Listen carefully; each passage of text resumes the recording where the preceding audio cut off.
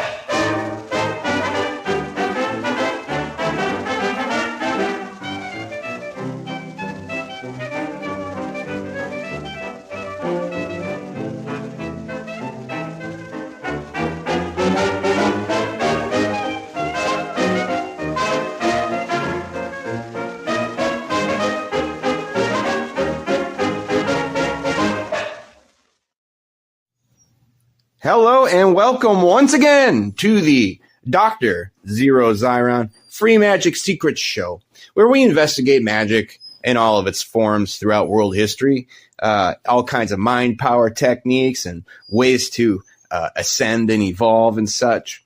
And I really wanted to focus today on a lesser known book by Eliphas Levi, who was a preeminent French magician dude in the 1800s, and it is from him that the tarot cards turn ultra occult, pretty much, and because he's the first one who said the 22 trumps are the 22 Hebrew letters, and therefore weds them to magic and the Kabbalah and all such things. And he was a super Catholic guy, Catholic mystic, and he had trained to be a priest and decided it wasn't for him because he wasn't into celibacy. That's pretty much what happened there. And then he was like a socialist revolutionary type guy. And if I'm correct, he did a stint in jail for socialist propaganda that he wrote in his earlier day. So he was a bit of a rabble-rouser and then turned into this French magician guy. And then he wrote a book that's known as Transcendental Magic, also known as the Doctrine and Ritual of High Magic. And it's a cornerstone because, if I'm correct, it came out in 1854, and it started the whole upwards hill climb of ceremonial magic, ritual magic, what have you, as we know it, because It laid the ground of connecting tarot to the occult, connecting Pythagoras to tarot, connecting ancient Egyptian ideas at points. He talks about things. He talks a lot of ancient magic concepts. And he's got a number of books. But transcendental magic was very important. What do I have to say about this guy? He's sort of like a illuminated madman lost in his own fantasy. But he relates so many truths that are staggering and so many gems of information in here because in the end he worships he's a Catholic guy and he's into Jesus, and all of that is factored into his worldview and the sort of magic he's presenting. But he talks about the mysteries of the universe and the mysteries of creation, and talks about all kinds of like hermetic principles and all kinds of wild stuff. He's talking about stuff from like ancient Greece and ancient Egypt and everywhere you can look. He's poking around at. So he was the one who brought the tarot cards into the occult community because of the work he laid down. Was the ground for the Golden Dawn to grow on. And the Golden Dawn, of course, were the ones who basically manufactured the book known as Book T, which is included in the complete Golden Dawn book that Israel Regardie put out. But Book T was a document that came out in 1888, and it's like here's how tarot works, fused to the Tree of Life, and also like keyed into astrology and such. And Book T became the bedrock thing that everyone everywhere has been studying this whole time. When you're deep into the occult, that you'll find Book T. So none of that would be possible without Eliphas Levi. And so getting back to his tarot obsession, he left behind an unpublished manuscript of sorts. It was something he, I believe, wrote to like one of his students, and it ended up getting published, of course, way after the fact. But it's like his description of each tarot card and the sort of mystic experience or the message that he gets from it. Now it's interesting because like even though he started the interest or the idea of hooking the 22 Hebrew letters to the tarot trumps and thereby rendering the Tree of Life with all the paths and such, if you should probably know about. If you don't, Tree of Life tarot cards are used as educational flashcards for the Tree of Life. The tarot trumps are the lines connecting the bubbles, and the 1 through 10s of the suits are those bubbles in 4 worlds. So just throwing that out there if you didn't know. So anyway, all his attributions got changed around. Like he sticks the Zeero card, the Fool card, at number 21 in the sequence for some reason. But people think that he did this on purpose to throw off people who didn't really understand magic. It was kind of like a glaring error, like on purpose. That's what like some people say and think. But either way, he started the push towards this. And then once it got to the Golden Dawn, all those people, whoever was involved in doing Book T and all the collaborative effort there, they kind of threw out his original design and said, oh, he was right about that, but it's actually done this way. Because once Golden Dawn did it, 0 was the start of the sequence. 0 to 21 equals 22 letters. And so anyway, getting to the point of what I am here for today, there's a lesser-known book, as I was mentioning. It's called The Magical Ritual of the Sanctum Regnum. And Sanctum Regnum translates to Holy Kingdom. So this is like the leftovers, his notes of what he had to say about his experience with each card, or what he thought they meant, or what was produced from them. So I was just going to kind of poke around with this book because I want you to buy this book and actually read it and check it out, because it's an important part of magical history. Even, again, with this author, it's like you take what makes sense and you can abandon the rest. But do hear him out at least. So to describe, here's the back of the book, right? It says Eliphas Levi, 1810 to 1875, was the greatest innovator in the revival of Western occultism, most significantly with his great leap of imagination that linked the tarot trumps to the letters of the Hebrew alphabet. He set out his tarot theory in his book Transcendental Magick, but never revealed its magical application. This was finally made public in 1896 when Dr. William Westcott, creator of the Golden Dawn Magical Order, translated and printed Levi's secret manuscript contained in this book. The magical ritual of the Sanctum Regnum aligns the major arcana symbolism with a detailed description of the ritual of the Sanctum Regnum, or Kingdom of God.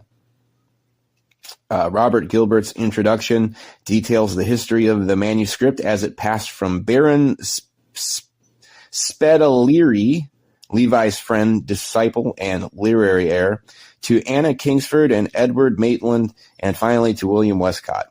He also discusses Levi's influence on the Golden Dawn, particularly upon Westcott. In addition to being an important text for ceremonial magicians, with Westcott's notes on the tarot trumps, this book provides esoteric insights for students of the tarot. And it's on Ibis Press. So I was going to just read a little something or other for you. And I thought that I would start with a card that I always get lost on. And that's the Pope, or Hierophant. To control the willpower and make it subservient to the law of intelligence, this is the great work of our sacerdotal art. Ceremonies are made use of to educate the will by means of the imagination. Ceremonies which are performed without intelligence and without faith, in the absence of the higher aspirations of the soul, are but superstitious observances, which tend to degrade those who take part in them. It is an error to attribute magical power to ceremonials, for magical power exists only in the trained will of the operator. For this reason is the magical axiom true, that the Sanctum Regnum, the divine kingdom, the kingdom of God, is within us. INRI intra nobis regnum Dei. And hence also is it that great marvels can be shown by the pentagram, which is the seal of the microcosm. For the microcosm is reflection of the macrocosm. The microcosm is man and his human will. He is the reflection of the universe, which is the macrocosm. The man whose intelligence has received culture can, by his willpower, exerted through the pentagram, control and command the powers and beings of the elements, and restrain evil elementaries from their perverse works. The hexagram is the symbol of the macrocosm. It is often called the Seal of Solomon. It consists of two interlaced triangles. The erect triangle is of the same color, is of flame color. The inverse triangle is colored blue. In the center space, there may be drawn a Tau cross and 3 Hebrew yods, or a crux ansata, or the triple Tau of the arch masons. He who with intelligence and will is armed with this emblem has need of no other thing. He should be all potent, for this is the perfect sign of the absolute. This is the monogram of Hermetic truth. It expresses the subject of the great work. It is made up of Hebrew, Greek, and Latin letters, and the mode of expressing this ideal is in the presence of uninitiates is by the word Azoth, or by the name Magne. Other Magick have applied to it the titles of the Flying Dragon of Metis and the Serpent of Mystical Eden. Sorry, that was the Flying Dragon of Medea. This is the high and incommunicable tetragram traced in a Kabbalistic and Hermetic design. All initiates, even of the first grade, will at once understand its symbolism. This emblem is the monogram of the universal gnosis. It is formed of Greek and Latin letters. It expresses by symbols the secrets of the wheel of Ezekiel and the book of St. John the Evangelist. It includes the sign of the labarum of Constantine. This emblem naturally shows the word rota, but viewed in the light of the Kabbalah, the word tarot. These characters, with the philosophic cross, include all science in esse, and those who are initiates of the Grand Arcanum need no further symbols or emblems, nor do these adepts who know the true but concealed meanings and powers of the words Yakin and Boaz, which are related to the two pillars at the porch of the temple, one of which was of white marble and the other of black, while both were decorated with brazen ornaments. By these characters, the spirits of evil nature are bound and held in control. By these also, if the operator be just and pure, he makes himself known to angels and may incline them to his aims. For indeed, nothing can resist in magical arts the combined powers of the pentagram, hexagram, and tetragram divine. All other signs, seals, and symbols are but arbitrary, and the keys of their meaning may be found in the steganographia or the polygraphia of the abbot Trithemius of Spanheim, or else in the magical treatises of Peter of Abano, of Paracelsus, of Arbitel, or of Cornelius Agrippa. So I'm going to get to doggy. I've got a freakish dog here who just needs attention all the time. He whines. He sounds like a bagpipe leaking or something. Knock it off. Okay, so we got to talk about the tower. Do you know why the fiery sword of Samael is stretched over the Garden of Delight, which was the cradle of our race? Do you know why the deluge was ordered to efface from the earth every vestige of the race of the giants? Do you know why the Temple of Solomon was destroyed? These events have been necessary because the great arcanum of the knowledge of good and of evil has been revealed. Angels have fallen because they have attempted to divulge this great secret. It is the secret of life. And when its first word is betrayed, that word becomes fatal. If the devil himself were to utter that word, he would die. This word will destroy each one who speaks it, and everyone who hears it spoken. If it were spoken aloud in the hearing of the people of a town, that town would be given over to anathema. If that word were to be whispered beneath the dome of a temple, then within 3 days the temple doors would fly open, a voice would utter a cry, the divine indweller would depart, and the building would fall in ruins. No refuge could be found for one who revealed it. If he mounted to the topmost part of a tower, the lightning flash would strike him. If he tried to hide himself in the caverns of the earth, a torrent would whirl him away. If he sought refuge in the house of a friend, he would be betrayed. If in the arms of the wife of his bosom, she would desert him in affright.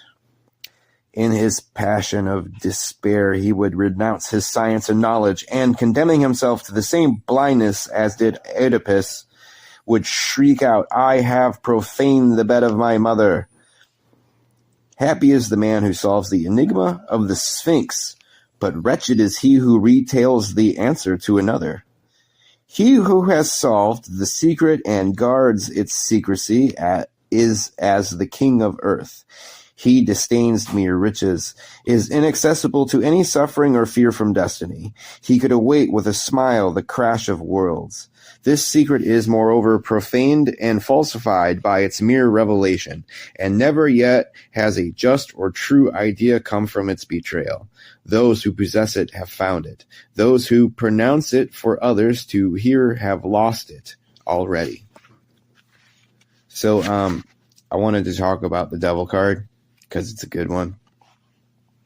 Satan, the devil, come hither now, and let us consider without fear this great one, the bugbear of the Christian creed, this ghost of Ahriman, the monstrous androgynous Sphinx of Mendes. It is the synthesis of unbalanced forces, a demon. The devil is truly blind force. If you help the blind, you may be served by him. If you let the blind lead, you are lost. Each element and every number has its demon, because each element and every number enshrines a force which ignorance may put to evil purposes. The same sword by which you defend your father may also slay him. Know then that the demonic force of each entity must be conquered by knowledge and good purpose. Avoid darkness where demonic power prefers to manifest. Fight it in broad daylight and fearlessly. The devil, one day, desiring to stop the progress of an adept, broke one wheel of his chariot. But this true adept compelled the devil to curl himself up on the wheel and act for the time as its tire, and so drove on, reaching his destination even sooner than he would have done if the devil had let him alone. Meditate deeply on this old allegorical epigram, ad et dace, and when you have seized its occult sense, tell no other of your success. The symbolic representation of the devil shows a multiple, disharmonious, and anarchic sort of sphinx, typical of confusion and disorder. Note this maxim. A devil is a magnetic current consisting of a concourse of blind and perverse wills. When certain superstitious mystics relegated intelligence and reason to the devil, they reversed the absolute. That is to say, they chose as their god him who was truly the devil, and they attributed the malice of Satan to the true God. There is no child with even ordinary sense who is not more learned than the devil. The devil is even of lower grade than the beings of the elements. He is doubtless more powerful, but he is as blind as poor Samson became. But to enable the devil to pull down the pillars of a temple, you would have to lead him to the pillars and say to him, there they are. No true magicians ever made any attempt to evoke the devil, for he knows where the devil is always to be found. But he may order the devil to work, and the devil obeys. In black magic, the devil means the employment of the grand magical agent for a wicked purpose by a perverted will. So, let's see. I'm going to do one more, and we're going to end it. Do hope you check out this book. Once again, the Magical Ritual of the Sanctum Regnum by Eliphas Levi. So, let's go with the Magician card. Why not? So, with the Magician, La Batelure. Listen to the words of Solomon, which he spake to his son Rehoboam. The fear of God is the beginning of wisdom. But the end of wisdom is the knowledge and love of him, who is the source of all good, and the supreme reason whence all things do proceed. Adonai had passed an eternity in heaven, and then created man. So a time on earth is given to man to comprehend Adonai. In other words, the knowledge which man attains concerning the Supreme Being springs from the faculties which have been bestowed upon him at his creation, in order that he might in his turn formulate an image of the being who has sent him into this world. By intelligence, man conceives the ideal of God, and by will he should turn to good works. But human will, when without works, is dead, or at any rate is only a vague desire. The same is true of a thought not expressed in language. It is not a word, but only a dream of the intelligence. An imagination is not a realized thing. It is only a promised something, while an act is a reality. For the same reason, there is no piety without prayer, and no religion without worship. Words are the formal and social reality of ideas, and ceremonies are religion put into practice. There is no real faith unless it shows itself by actions prompted by faith.